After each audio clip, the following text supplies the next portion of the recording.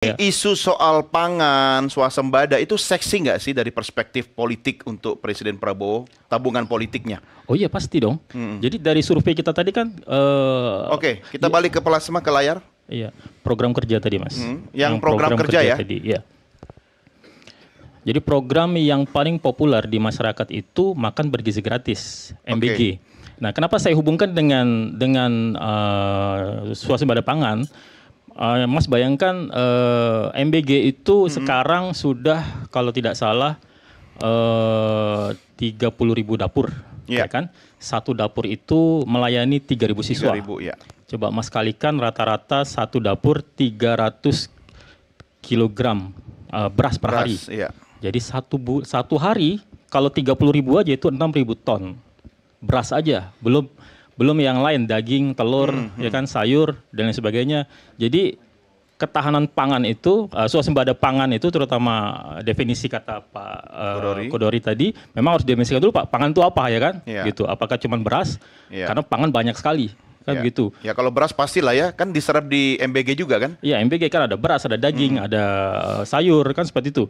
Jadi kalau misalnya masa kita program utama ini kita dapatkan dari import, kan nggak lucu Pak ya, seperti itu. Jadi ini terkait gitu. Jadi harus kuat di sektor pangan ini, seperti itu. Oke, cuma jangan terlalu senggol-senggol Bulog dong Pak. Kan Bulog juga istilahnya dia harus menjalankan tugasnya, tapi juga harus tetap hidupnya panjang Pak ya. Anda kan pernah mengawasi Bulog kan? Pernah ya. Jadi yang harus direformasi bagian mananya?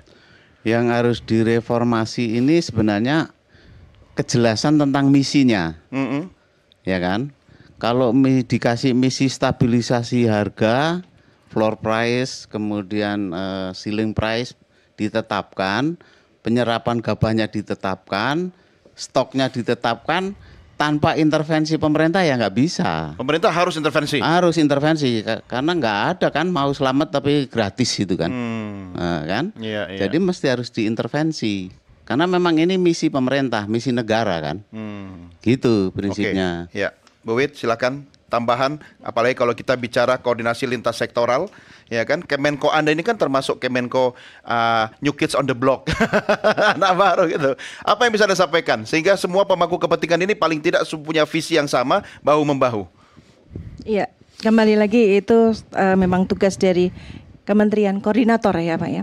Jadi melakukan sinkronisasi koordinasi pengendalian, kita mengelaborasi dari semua kementerian terkait, mendukung bagaimana cita-cita dari Bapak Presiden itu tercapai. Nah, dalam hal ini swasembada. Ya. Nah, tadi kita sudah lakukan dengan beberapa kebijakan yang misalkan kita melalui dari hulu ke hilir itu terpantau. Jadi bagaimana dari sisi ketahanan pangan dari sisi hulunya, karena kan benar kalau swasembada itu berarti kan kemampuan untuk diri kita sendiri dari kondisi diri kita sendiri. Nah seperti itu, nggak mungkin kalau dari impor seperti itu kan.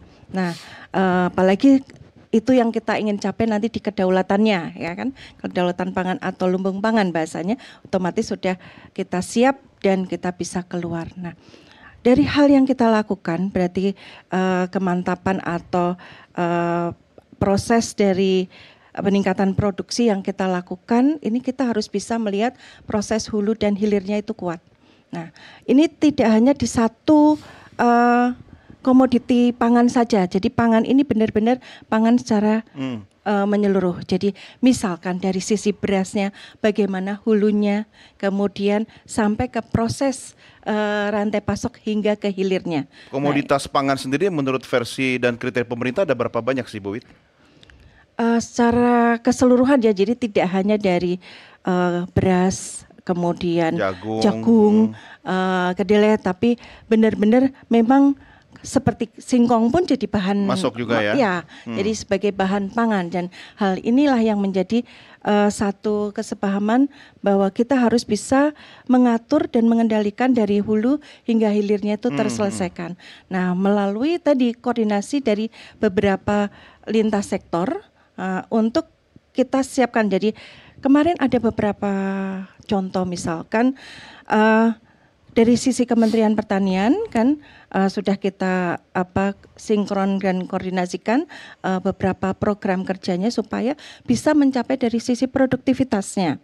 Nah, kemudian melalui benih yang unggul. Nah, ini perlu kita lakukan baik dari Kemenko Pangan ataupun dari Kementerian Teknisnya melakukan sisi kajian bagaimana untuk menumbuhkan bibit atau benih unggul yang bisa memproduksi banyak dan bagus. Nah, sehingga perhitungan capaian produktivitas bisa. Nah, ketika sudah sampai di proses itu, kita juga memikirkan dari kondisi cadangan bahan pangannya. Bagaimana berarti ketika panen ini ada sisi penyerapan. Nah, makanya ada kebijakan yang menetapkan tadi ya, kalau Pak Pangga bilang ada intervensi dari pemerintah, ya Pak Menko sempat menyampaikan bahwa ditetapkan harga 6.500 posisi di panen di tempat di sawah ya, kemudian diserap oleh Bulog. Nah, ini kan dalam upaya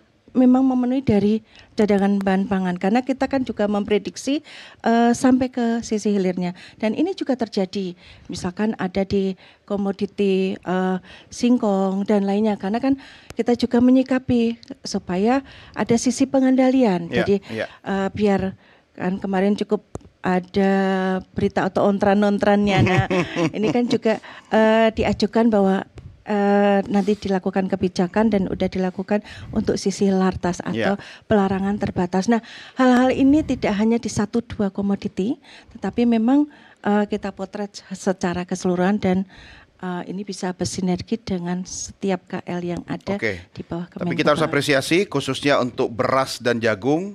Itu rapornya hijau tadi kata Pak Pangga ya. Baik, kita rehat dulu, kita lanjutkan diskusi kita di segmen berikutnya. Pemirsa jangan kemana-mana, Merah Putih segera kembali sesaat lagi.